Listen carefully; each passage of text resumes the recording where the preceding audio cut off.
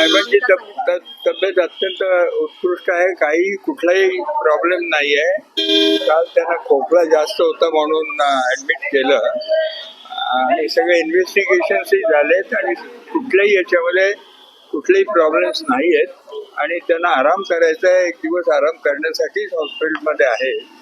Otherwise कुठेही oxygen वगैरे काही कुठले प्रॉब्लेम नाही आहेत. अत्यंत स्वस्थ असे साहेब आहेत. रिपोर्ट आल्यानंतर डॉक्टर म्हटलेले की पुढची ट्रीटमेंट डिस्चार्ज आता एखाद दिवस घेतील कारण थोडंसं अजून 24 तास होत आहेत.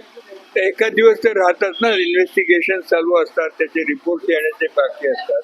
अदरवाईज पूर्णतः नॉर्मल आहेत साहेब. कुठलीही काळजीचं कारण नाही. तब्येतीच्या काळजी करण्यासाठी फोन आला होता, पंतप्रधानांनी फोन केला होता, काय बोलणं झालं? मला माहिती नाही काय बोलले ते. पंतप्रधानांचा फोन आल्याचंही मला माहिती नाही, त्यामुळे मी काय त्याच्यावरती सांगतात.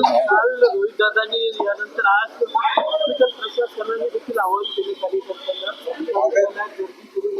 हो, भेटायचं यासाठी नाही आहे की साहेबांना भेटलं तर ते बोलतात, राहत नाही, त्यांना कार्यकर्त्यांबरोबर बोलतात आणि बोललं की त्रास होऊ शकतो. खोकला आहे त्यामुळं त्यांना त्यासाठी सगळ्या कार्यकर्त्यांना आणि साहेबांची जी प्रेमी मंडळी त्यांना अपील केलेलं आहे की त्यांनी हॉस्पिटलमध्ये येऊन साहेबांना त्रास देऊ नये, भेटू नये.